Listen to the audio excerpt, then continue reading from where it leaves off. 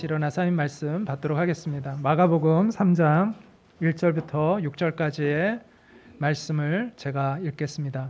예수께서 다시 회당에 들어가시니 한쪽 손 마른 사람이 거기 있는지라 사람들이 예수를 고발하려 하여 안식일에 그 사람을 고치시는가 주시하고 있거늘 예수께서 손 마른 사람에게 이르시되 한가운데에 일어서라 하시고 그들에게 이르시되 안식일에 선을 행하는 것과 악을 행하는 것 생명을 구하는 것과 죽이는 것 어느 것이 옳으냐 하시니 그들이 잠잠하거늘 그들의 마음이 완악함을 탄식하사 노하심으로 그들을 둘러보시고 그 사람에게 이르시되 내 손을 내밀라 하시니 내밀매 그 손이 회복되었더라. 바리새인들이 나가서 곧 헤롯 당과 함께 어떻게 하여 예수를 죽일까 위논하니라. 이것은 살아계신 하나님의 말씀입니다. 아멘.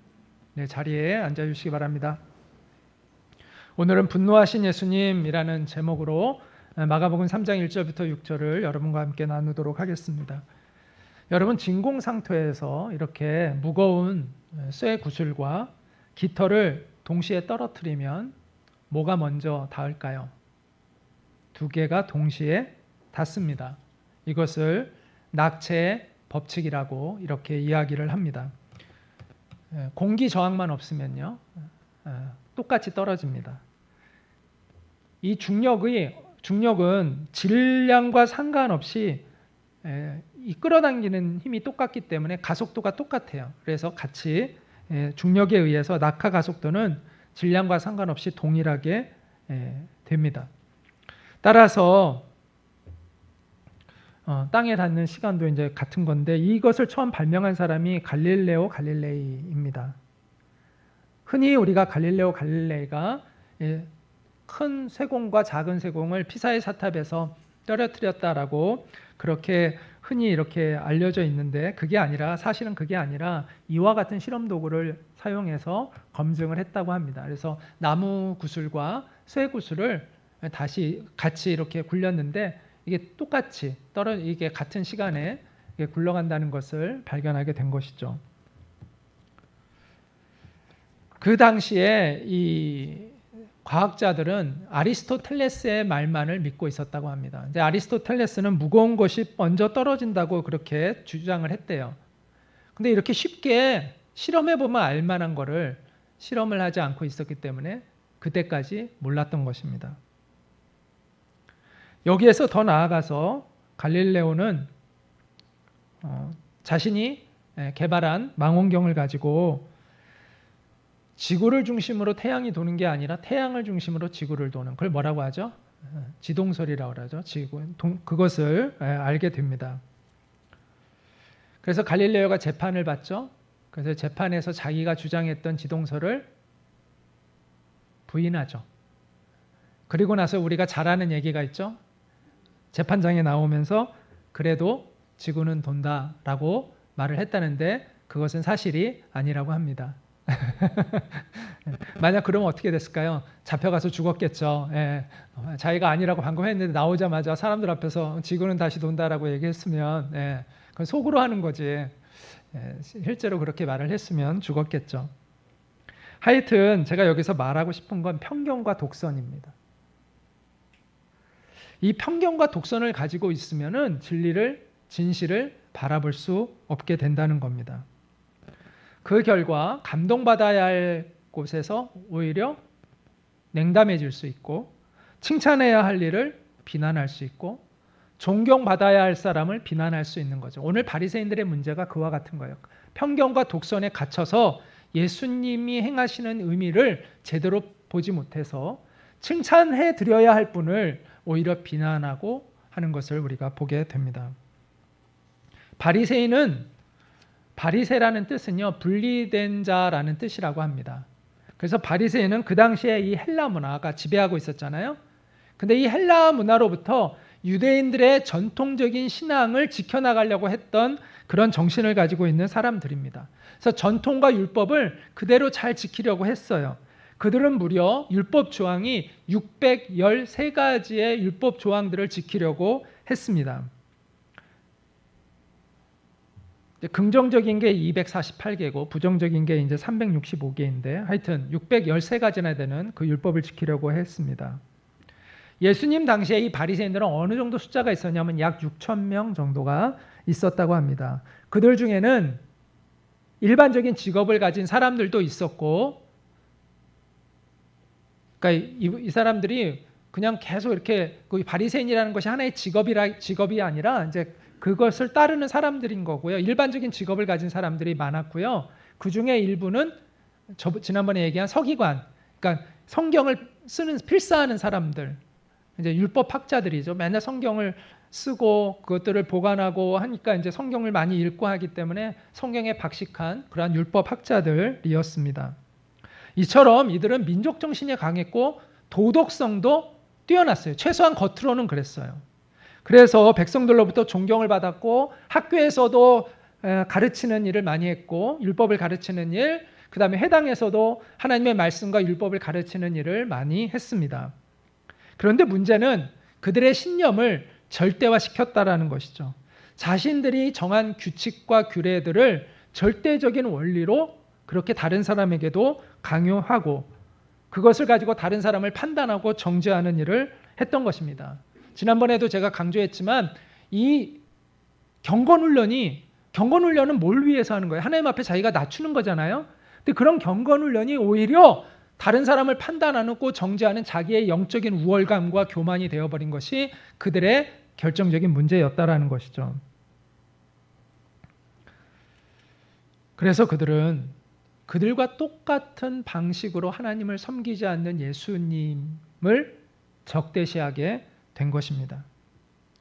물론 모든 바리새인이 그런 것은 아니에요. 니고데모라는 성경에 이제 니고데모라는 사람이 나오는데 이 니고데모도 바리새인이었는데 그는 진리에 대하여 탐구하는 마음으로 예수님께 겸손히 갔던 사람입니다. 하지만 그런 사람은 매우 드물었고 대부분의 바리새인들은 이렇게 예수님을 미워했습니다. 근데 처음부터 예수님을 미워했을까요? 그건 아니라 처음에 예수님을 따라다닌 이유는 뭐 때문이었을까요? 호기심 때문이었겠죠. 그렇죠? 사람들이 많이 모이고 그러니까 도대체 왜 저분들을 그렇게 사람들이 따르는가? 도대체 무슨 말을 하는가? 호기심으로 예수님을 따라다녔겠죠. 그런데 이제 문제가 점점 생기죠. 그들의 마음을 불편하게 하는 것들이 자꾸 쌓입니다. 자기네들이 혐오하는 죄인들과 식사를 해요. 세리들과 함께 식사를 합니다. 자신들은 일주일에 2번씩 금식하는데 예수님과 제자들은 아무리 봐도 금식을 안 해요. 그거 불편하게 느껴지는 겁니다. 또한 그들은 안식일에 아주 경건하게 지키는데 그들의 눈에 볼 때는 예수님과 제자들은 경건하게 안식일을 안 지켜요. 안식일을 어긴다고 생각이 드는 거예요. 그래서 그들의 마음은 점점 적대감을 갖게 되었습니다. 그래서 오늘 본문을 보면 이 바리새인들이 호기심이 아닌 이제는 적대감으로 예수님을 대하고 있는 것을 보게 됩니다. 그게 마가복음 3장 2절의 말씀입니다. 같이 한번 읽어볼까요? 시작. 사람들이 예수를 고발하려 하여 안식일에 그 사람을 고치시는가 주시하고 있거늘. 자, 여기서 예수님을 뭐 하려고 한다고요? 고발하려고 하고 있다라고 이야기해주고 있습니다. 우리가 지난번 본문에서 마가복음 2장 23절부터 28절 본문을 지난번에 봤는데 거기에서 안식일과 관련된 논쟁이 있었죠. 예수님과 제자들이 밀밭 사이로 지나가는데 제자들이 그 밀밭에서 배고프니까 이삭들을 좀 이렇게 잘라서 먹은 것을 가지고 시비를 걸었던 걸 우리가 기억합니다. 이제 오늘 본문도 그 안식일의 그 논쟁의 연장선상에 있는 거예요. 그런데 바리새인들이 그때는 그냥 본인들이 이제 의도하지 않고 있다가 다툰 거지만 이번에는 아예 작정을 하고 있는 거예요. 예수님을 아예 고발하려는 작정을 가지고 예수님 주위에 지금 대기하고 있는 겁니다. 안식일을 왠지 어길 것 같고 자기네 규정을 어길 것 같은 예감을 딱 하고 이제 꼬투리만 한번 잡혀봐라. 우리가 가만히 있지 않겠다라고 지금 벼르고 있는 겁니다. 그래서 예수님을 사회에서 매장시키려는 의도를 가지고 있었던 것이죠. 그런데 이 적대감이 이제는 나중에는 이 안식일에 벌어진 특정한 사건 때문에 나중에 완전히 살해하는 음모로 바뀌게 됩니다. 마가복음 3장 6절에 같이 한번 읽겠습니다. 시작. 바리새인들이 나가서 곧 헤롯 왕과 함께 어떻게 하여 예수를 죽일까 의논하니라. 예수님을 고발하려고 했던 차원, 사회적으로 매장시키려고 했던 그 차원이 아니라 이제는 심지어 예수님의 생명을 빼앗으려는 그러한 음모까지 가게 되는 것이죠. 여기서 우리는 헤롯 땅과 함께라는 구조를 주목할 필요가 있어요. 왜냐하면 헤롯 땅은 어떤 사람이냐면 그 당시의 왕이 헤롯이잖아요. 헤롯을 추종하는 사람들이에요. 헤롯은 로마의 그 앞잡이로서의 통치를 하는 사람들이거든요. 권력자들이죠. 최고의 권력자들. 로마로부터 권력을 위임받아서 이스라엘 백성들을 통치하고 있던 사람들이에요. 그럼 헤롯 땅과 결탁한 사람들이라는 것은 이 헤롯 땅은 반민족주의자들이죠. 이스라엘 사람들을 착취하는 사람들이에요. 따라서 바리새인들과 이 사람들의 관계가 좋겠어요? 나쁘겠어요? 나쁘죠. 왜냐하면 바리새인들은 아까 민족주의자라고 얘기했잖아요. 민족 정신을 가진 사람들이에요. 자기의 동족을 굉장히 이렇게 겉으로 하여튼 아껴서 그 전통을 지키려고 하는 그런 민족 정신을 가지고 있는 사람들이에요. 그런데 이 헤롯 땅과 결탁을 했어요. 반민족주의자들과. 이것은 무엇을 의미하는 걸까요? 예수님을 죽이는 일에는 물불을 안 가리는 그런 것이 되었다는 것입니다. 자기들의 정체성과는 전혀 안 맞는 일을 하고 있는 거예요. 자기 모순에 빠져 있는 거예요. 또 하나의 모순이 있어요. 뭐냐 하면 이들은 율법을 철저히 지키는 사람이에요. 근데 율법에서 가장 그 많은 죄 중에 하나가 뭐냐면 살인의 죄예요. 그런데 이들은 지금 살인을 도모하려고 하고 있어요. 이게 바리새인들의 모순이죠. 예수님에 대한 적대감이 그들의 이성을 마비시키고 무슨 짓이든 하는 사람들로 바꿔놓은 겁니다. 한마디로 미쳐가고 있는 거예요. 우리는 바리새인들의 이러한 관계 속에서 그들이 얼마나 무서운 편견과 독선에 빠져 있었는가를 깨닫게 됩니다. 자, 편견이란 무슨 뜻이냐면 한쪽으로 치우친 생각을 편견이라고 합니다. 근데 편견은요, 독선을 낳습니다. 독선은 뭐냐면 나만 옳다고 여기는 거예요. 자기만 옳다고 여기는 것을 독선이라고 합니다. 편견은요, 독선을 가져와요. 그리고 독선은 자주 뭘 가져오느냐면 편가르기를 가져옵니다. 자, 이렇게 묻는 거죠. 너는 내 편이냐 아니냐? 라고 묻는 것입니다. 이렇게 이분법적으로 사람들을 분류합니다. 내가 정의롭기 때문에 내 편이 아닌 사람은 다 잘못된 것이고 그들을 적으로 여기는 것이죠. 독선에 빠진 바리새인들은 예수님께 이렇게 계속 묻습니다. 당신은 경건한 우리 편이냐 아니면 저 죄인들 편이냐, 세속적인 저 죄인들 편이냐라고 물었던 것이죠. 그런데 예수님이 자기 편을 안 들어주니까 예수님은 그럼 자기 편을 안 들어주면 이제 무조건 상대편 편이 되는 거예요. 그리고 예수님을 미워하게 되는 것입니다. 이들은 세상을 이분법적으로 나눈 거에 익숙합니다. 자기네들 많이 정의롭기 때문에 자기들 편이 아닌 사람은 다 적이 되는 것이죠. 그래서 그들은 예수님을 사회적으로 매장할 꼬투리를 잡기 위해서 예수님 주위를 맴돌고 있었던 것입니다. 그러다가 나중에는 죽이려고까지 하고 있는 것이죠. 초대교회 안에도 이런 사람들이 있었다고 성경은 알려줍니다. 편가르기를 하는 사람들, 교회 안에도. 그래서 고린도전서 3장 4절에 보면 사도 바울이 이렇게 쓰죠. 그들에게 어떤 사람은 나는 바울 편이다 하고 또 어떤 사람은 나는 아볼로 편이다 한다니 여러분은 육에 속한 사람이 아니고 무엇이겠습니까? 이렇게 혼냈습니다. 고린도 성도들을. 바울은 자기 편을 든다고 너희 잘했다라고 얘기한 게 아니라 바울 편, 아볼로 편이라고 너희는 그걸 나누는데 그것은 육에 속한 사람들의 짓을 하고 있다 너희는 이러면서 책망을 했습니다.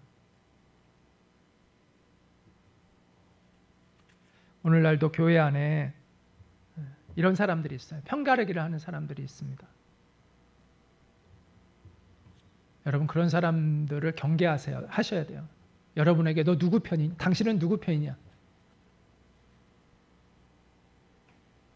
너는 목사님 편이냐 아니냐, 뭐 이런 식으로 묻는 사람들, 너는 누구 편이냐 아니냐, 이런 걸 묻는 사람들에게는 뭐라고 대답을 하셔야 돼요? 육에 속한 짓을 하지 말아라 라고 경고하셔야 되는 겁니다. 교회 안에서 편가르기를 하려고 하는 것은 어떤 경우에도 해서는 안 되는 일입니다.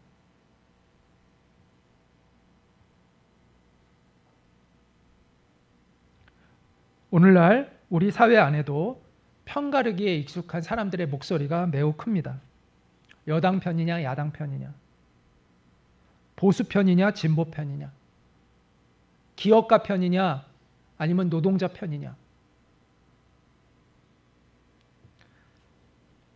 이들은 끊임없이 양분화시키고 그래서 갈등과 대결을 부추깁니다. 그리고 나는 어느 편도 아닙니다라고 하면 당신은 회색 분자 아니냐 이렇게 이야기합니다. 기독교를 어떤 한 진영의 편으로 만들면 안 돼요. 반성경적인 것은 보수에도 있고 진보에도 있을 수가 있는 거거든요. 또 성경적인 관점이 또 보수 쪽에도 있을 수 있고 진보 쪽에도 있을 수가 있는 겁니다. 그래서 우리가 어떤 정책을 가지고 그것이 성경적인가 아닌가를 판단을 해야지, 무조건 나는 이 편, 나는 무조건 저 편, 무슨 짓을 하든 나는 이 편, 이런 식의 사고방식은 올바른 사고방식이 아니라는 것이죠. 예수님 역시 누구의 편도 아니었습니다. 예수님은 바리새인 편도 아니었고 그렇다고 세리나 죄인들의 편도 아니었습니다. 예수님은 언제나 하나님의 편이셨을 뿐이죠. 예수님의 마음은 늘 하나님의 진리에 있었습니다. 그래서 예수님은 그 당시의 모든 편견을 버렸어요. 사회적인 신분에 대한 편견, 당파, 계급, 지위 등에 대한 그러한 사회적 편견을 버리고 하나님의 마음으로 사람들을 대하셨어요. 그래서 긍휼히 여길 자를 긍휼히 여기고 또 보살펴야 할 사람을 보살펴주고 가르쳐야 할 사람을 가르쳐 주셨습니다. 우리는 맹목적으로 어떤 사상이나 어떤 이데올로기나 어떤 이념을 추종해서는 안 됩니다. 이 세상에 어떤 사상도 어떤 이념과 어떤 이데올로기도 완전한 진리가 아니에요. 다 부분적으로 담고 있을 뿐이에요. 하나님만이 진리이시고 하나님의 말씀만이 진리인 것이죠. 우리는 어떤 특정 사람 또 특정 집단의 추종자들이 되어서는 안 됩니다. 우리의 잣대는 오직 하나님의 진리이어야 합니다. 우리의 판단의 기준은 하나님의 진리이어야 하는 거예요. 어떤 특정한 사람, 어떤 특정한 집단, 어떤 특정한 이데올로기가 아니라 하나님의 진리가 우리의 판단의 기준점이 되어야 합니다. 지금까지 우리는 예수님에 대해 적개심을 품은 바리새인들의 문제에 대해서 생각해 보았습니다. 그들의 편견과 독선이 편가르기를 낳았고 그들의 편에 서지 않는 예수님을 그들은 적으로 여겼다고 말씀을 드렸습니다. 그래서 그들은 예수님의 꼬투리를 잡기 위해서 안식일에 예수님을 주시하고 있었습니다. 그리고 그날 이루어진 어떤 한 특정한 사건이 계기가 되어 그들은 극도로 예수님을 증오하게 되었고 예수님을 죽이려고까지 하는 사람들이 되었습니다. 자, 그러면 우리는 도대체 어떤 사건이 있었길래 그랬는가? 물론 본문이 아까 이야기했지만 한번 그 부분을 다시 한번 우리가 잘 보고자 합니다. 그 안식일에 무슨 일이 있었는가?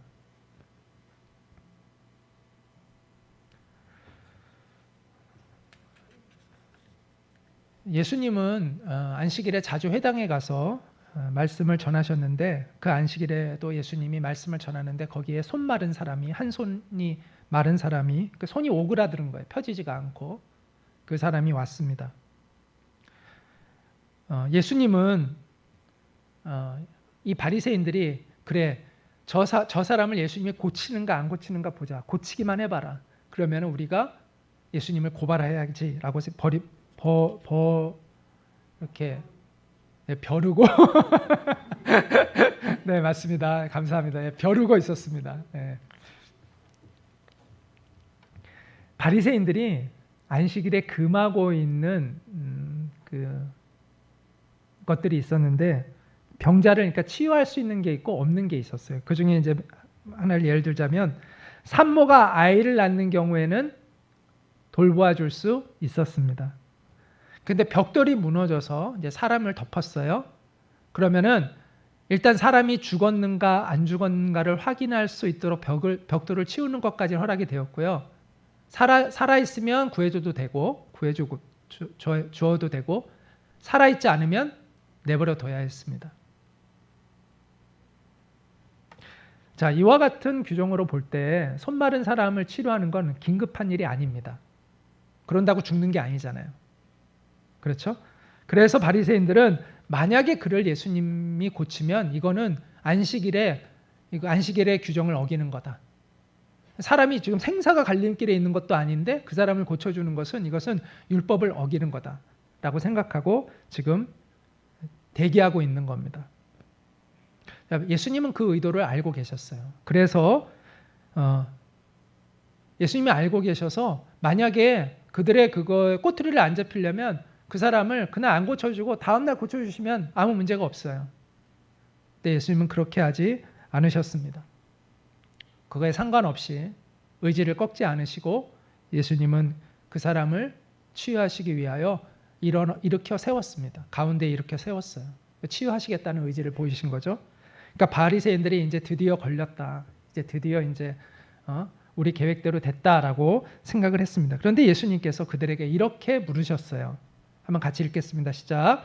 안식일에 선을 행하는 것과 악을 행하는 것, 생명을 구하는 것과 죽이는 것 어느 것이 옳으냐? 바리새인들은 이 질문에 매우 당황했을 겁니다. 왜냐하면 안식일의 진정한 목적을 잃어버리고 있는 그들의 모순을 예수님이 예리하게 질문하고 계셨던 것이죠. 더욱이 마태복음 12장을 보면 예수님이 이 말씀만 하신 것이 아니라 추가하여 이런 말씀을 하셨던 것을 전해주고 있습니다. 그래서 바리새인들이 더욱더 곤란했던 것인데요. 뭐라고 말씀하셨냐면 너희 가운데 어떤 사람에게 양 한 마리가 있다고 하자. 그것이 안식일에 구덩이에 빠지면 그것을 잡아 끌어올리지 않을 사람이 어디에 있겠느냐. 그 당시에 많은 목자들이 있잖아요. 목축업을 많이 하잖아요. 이스라엘에서. 그럼 안식일에 양이 구덩이에 빠지면 그거를 잡아 올려서 살리는 거는 누구도 뭐라고 하지 않았어요. 다음 날까지 두는 게 아니라 그걸 당장 그냥 끌어올리는 거예요. 그거 갖고 시비를 걸지 않았어요. 그런데 사람이 얼마나 양보다 더 귀하냐. 예수님이 질문하고 있는 것이죠. 그러므로 안식일에 좋은 일을 하는 것은 괜찮지 않냐. 그러면서 예수님께서 안식일에 선을 행하는 것과 악을 행하는 것, 생명을 구하는 것과 죽이는 것 어느 것이 옳으냐라고 물으셨던 것입니다. 그러니까 바리새인들이 대답을 못하고 있었던 것이죠. 거기에 자기들의 양심은 알죠. 어떤 대답을 해야 될지 알아요. 근데 그 양심에 있는 대답을 하는 순간 예수님을 고발하려는 자기네들의 의도를 이룰 수가 없는 거예요. 그러니까 그들은 침묵했다는 거예요. 대답을 안 하기로 결정한 것이죠. 그 바리새인들의 완악해진 마음, 무엇이 옳은지를 양심에 알고 있으면서도 자기네들의 적을 없애기 위해서 침묵하고 있는 그들의 그 완악해진 마음을 예수님이 보시고 예수님이 분노하셨습니다. 예수님은 평소에 원래 잘 분노를 안 하시는데 성경에 보면 몇 번 분노하신 게 나오죠. 그 중에 하나가 이것입니다. 한번 마가복음 3장 4절부터 5절 말씀 같이 읽겠습니다. 시작. 그들이 잠잠하거늘 그들의 마음이 완악함을 탄식하사 노하심으로 그들을 둘러보시고 그 사람에게 이르시되 내 손을 내밀라 하시니 내밀매 그 손이 회복되었더라. 예수님이 굉장히 분노에 찬 눈으로 그 바리새인들을 보셨죠. 그리고 그 사람에게 너의 마른 손을 내게로 내밀라. 그리고 예수님께서 그 손을 회복시켜 주셨습니다. 그의 그 마비된 손이 풀리고 손가락들도 이제 움직이고 치유가 됐겠죠. 아마 평소 같았으면 막 그 사람 막 좋아가지고 막 뛰었을 텐데 아마 그때는 분위기가 좀 다르지 않았을까 상상을 해봅니다. 왜냐하면 너무나 숙연했기 때문에 분위기가 예수님의 그 노하심이 느껴졌기 때문에 그 사람도 그냥 막 좋아했다기보다는 예수님께 감사하다고 조용히 얘기하고 떠났을 것 같고 주위에 있는 사람들도 막 환호성을 한다기보다는 조용히 그러면서 서로 조용히 도대체 저 사람이 누구야? 라고 묻지 않았을까라는 생각을 합니다. 바리새인들은 거기서 예수님께 대항할 수가 없었어요. 주위에 있는 분위기도 그렇고 자기네들이 이미 그 질문 앞에 명분을 잃었기 때문에 더 이상 예수님 앞에 그 자리에서는 대들지 못했습니다. 대신 그들은 씩씩거리며 그 자리를 박차고 나갔습니다. 그리고 아까 우리가 본 대로 어떻게 하면 예수님을 죽일까 의논하게 되었던 것이죠. 살펴본 대로 자, 예수님도 분노했고 보니까 바리새인들도 분노했어요. 자리를 박차고 일어나 씩씩거리며 갔어요. 예수님을 죽이려고 했어요. 그 미움 때문에. 그 분노잖아요. 자, 예수님도 분노했고 바리새인도 분노했어요. 그런데 그 분노의 차이는 완전히 다른 종류의 분노였다는 것을 우리가 알게 됩니다. 자, 분노라는 감정이 대부분 일반적으로 파괴적이죠. 그런데 때로는 건설적인 분노가 있습니다. 예수님의 분노가 그런 분노였죠.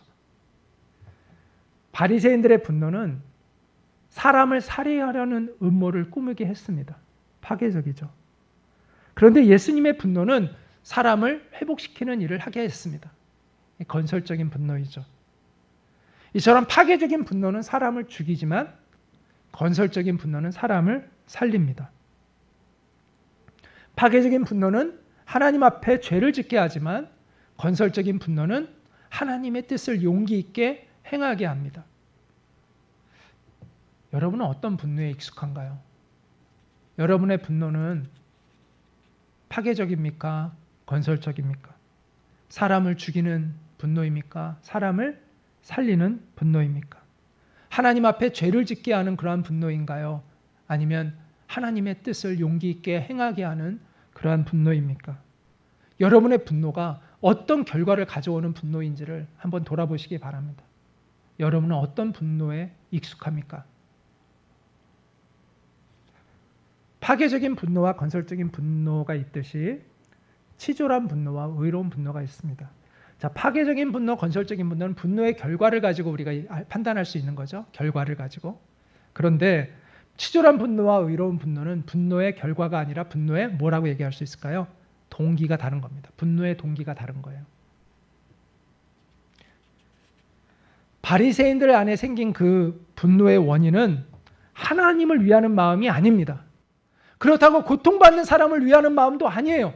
오로지 자기를 위해서, 자기네들의 주장이 관철되지 않아서 화가 나고 자신들의 자존심이 상하기 때문에 화가 나는 그런 치졸한 분노였다는 거예요.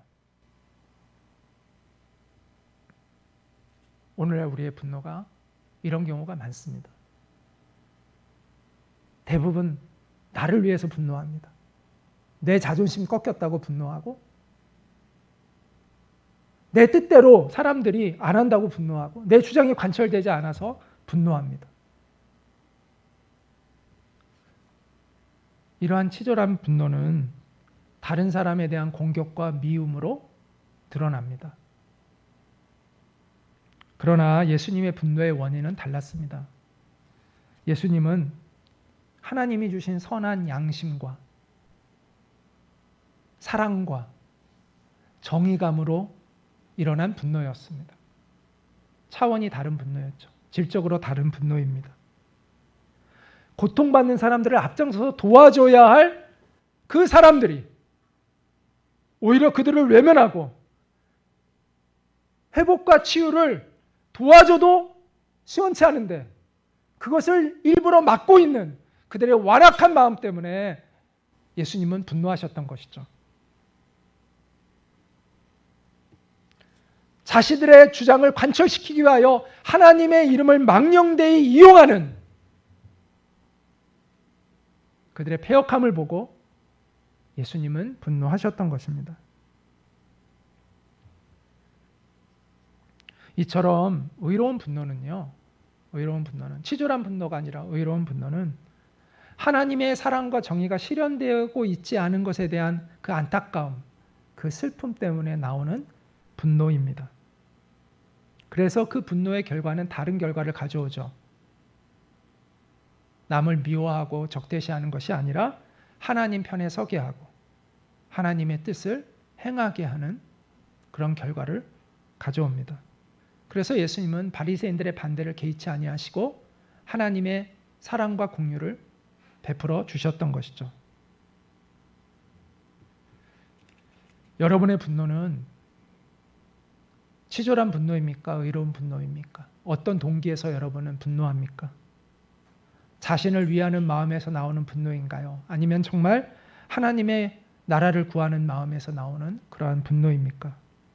오늘날 많은 그리스도인들이 자신의 자존심이 상처를 입으면 분노해도 하나님의 이름이 모욕을 당하는 것을 보고는 분노하지 않습니다. 오늘날 많은 그리스도인들이 자신의 재산을 잃은 것과 가지고는 분노해도 교회가 깨지고 망가지는 것을 보고는 아무렇지도 않게 생각하고 살아갑니다. 자신이 억울한 일을 당하는 것에는 그토록 분노하지만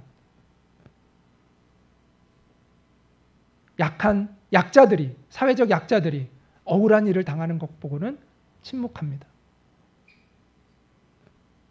여러분은 무엇 때문에 분노하고 있습니까?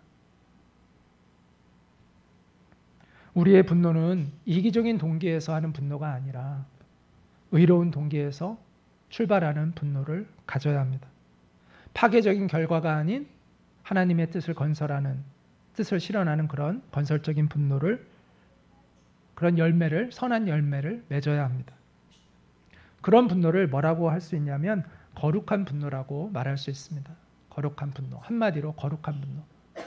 동기도 결과도 하나님의 뜻에 합한 분노를 우리는 거룩한 분노라고 말합니다. 예수님의 분노는 그런 거룩한 분노였습니다. 오늘날 우리가 하나님이 기뻐하시는 열정을 잃어버리고 또 용기를 잃어버리고 살아가는 이유는 이 거룩한 분노를 잃어버리고 살고 있기 때문입니다. 분노는요, 열정과 용기의 동력이 됩니다. 안중근 의사가 혈혈단신 총을 들고 가서 이토 히로부미를 암살했던 것은 나라를 빼앗긴 분노였습니다. 주기철 목사님이 고문을 견디면서 끝까지 신사참배를 반대할 수 있었던 그 힘은 우상숭배 죄악에 대한 거룩한 분노 때문이었습니다. 마틴 루터가 자신의 목숨을 걸고 종교개혁을 외쳤던 것은 그 당시에 타락했던 종교계에 대한 분노 때문이었습니다. 다윗이 골리앗과 맞서 싸울 수 있었던 것은 하나님의 이름이 모욕을 당하는 것에 대한 거룩한 분노 때문이었습니다.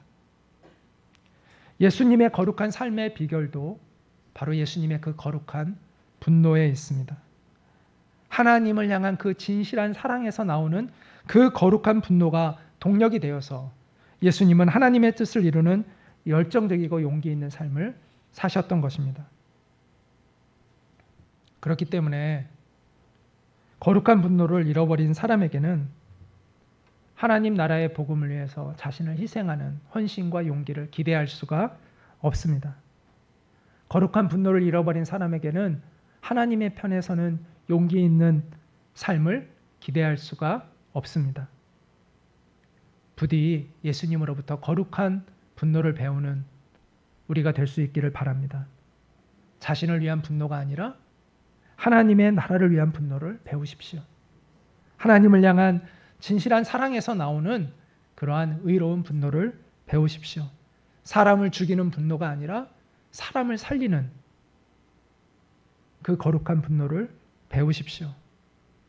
그래서 예수님처럼 하나님의 뜻을 올곧이 행하는 열정적이고 용기 있는 삶을 하나님 앞에서 살아가는 우리 모두가 될 수 있기를 주님의 이름으로 축복합니다.